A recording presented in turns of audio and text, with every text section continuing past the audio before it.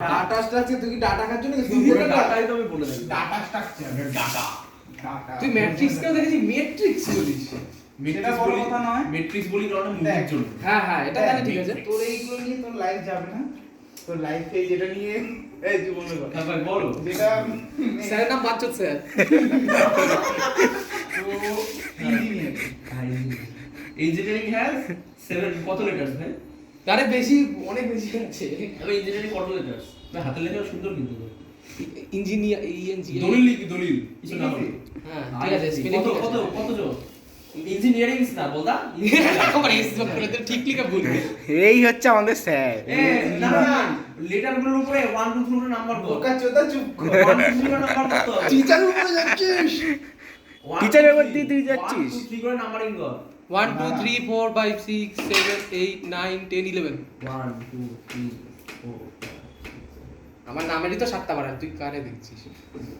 আচ্ছা 11 আর আমার 2004 11 4 7 চোদা চুপ কর। আলা করে দিছে। আরে কিছু করে বার করবে। আমি দেখেছি ঢালা করে রিজন বার করেই দেখাবে। এটা হচ্ছে ইঞ্জিনিয়ারিং। হ্যাঁ। আর আমাদের লাইফে কি চাই? Hand sex. আমি হ্যান্ড জবই ভাবছিলাম। আমি তাই ভাবছি না। হ্যাপিনেস দেখছি। হ্যাপিনেস আর 69 এবার হ্যাপিনেস আমাদের এখানে ইঞ্জিনিয়ারিং এ আছে। কি করে? আছে? নেই? না। তার মানে আমাদের লাইফে হ্যাপিনেস নেই। এটা নিয়ে তোমাদের বাকি 4টে বছর কাটাতে হবে বিটেকে। আমি শুয়ে পড়ি আমার কাছে দেখো। বাবা এরকম লজিক্যাল টিচার আমি দেখি। চুত নাই মিলে একে ট্রুথ ইনভেস্টিগেশন ডিপার্টমেন্টে পাঠায়।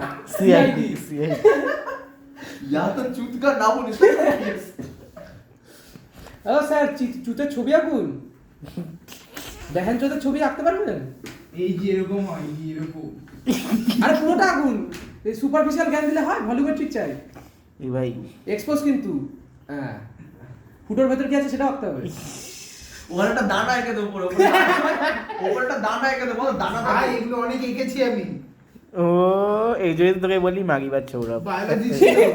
বায়োলজি ছিল আমাদের এগুলো আঁকতে হয়েছে। বাকি সব কম্পিউটার ছিল, ও আমার তো বায়োলজিও ছিল। পুরো ব্যাচের মধ্যে কোনো ছেলে আসেনি সেদিন পড়তে। স্যার বোঝাচ্ছে, স্যারও লজ্জা পাচ্ছে। তোর কম্পিউটার ছিল না না তো নুট তার না আমার মধ্যে কম্পিউটার একদম। স্যার বোঝাচ্ছে এটা নুট না, তুই আমার থেকে এটা ভালো হচ্ছে পারিস। উনি বলছে মানে কি তোমরা কেউ হাসবে না, এটা আমাদের পড়তে হবে। তো তোমরা সবাই বুঝে যাচ্ছ আমি কি পড়াতে যাচ্ছি। দানা দানা উপরে আরে দানা দে। এরকম টাইপের জিনিসের ব্যাপারটা। উপরে একটা দানা। হ্যাঁ এরকম টাইপের হয় ব্যাপারটা। আরে পুরো শরীরটা আঁক, ওইটুকু আঁকলে ভালো লাগে। দাঁড়া না, উনি এটুকু আঁকছে। এ ও ওই নিচে থেকে লেগস আর নিচে থেকে এরকম লেগস যাবে তার ব্যাপারটা। কি হলো? পুরো ব্যাচে ওই দিন না এসছে কোনো ছেলে, পড়বে না ওটা। না এসছে কোনো মেয়ে। ওয়াইনচোদ্দি বন্ধ করবো না। ওটা পড়বে, ওটা ঠিক কর। না না, পুরো ব্যাচে সেদিন না এসছে কোনো ছেলে, না এসছে কোনো সিরিয়াস না এসছে কোনো ছেলে, না পুরো এসছে মেয়েদের মেয়েদের ভর্তি। পুরো ও, মেয়েদের মধ্যে ভর্তি, মানে 7-8টা মেয়ে আর আমি একা এসেছি। এই তো এই জন্য তোকে বলি মাগিবার স্যার ছোড়া। পড়াচ্ছে, স্যারও লজ্জা পাচ্ছে পড়াতে।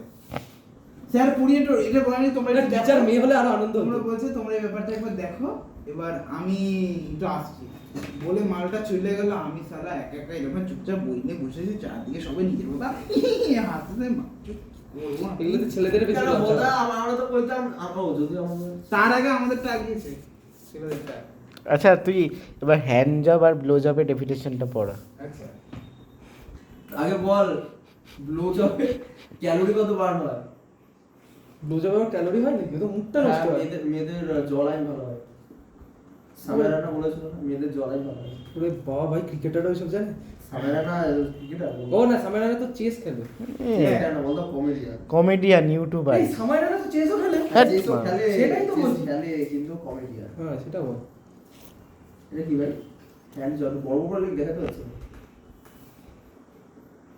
এ তো আমার বইয়ের থেকেও ছোট। তো আমাদের ব্যাপারটাকে বুঝতে হবে। এই সম্পূর্ণ এগুলোর উপর কত পিএইচডি বড়? করেছে হচ্ছে আমাদের এবার এ তো উনি এটা একটা বই লিখেছে। তো সেই বইটা আপাতত আমি জানিনি, সে যাই হোক। বইটার উপরে কভার পিকচার কেমন?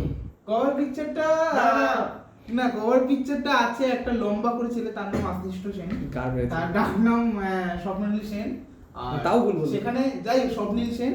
আর শুধু ওখানে একা তিনি নন, তার সাথে ওটা গেকি একটা কভার পিক আছে, তার জন্য ওর সাথে ওনাকে সাথ দিয়েছেন সোমনাথ শাহ।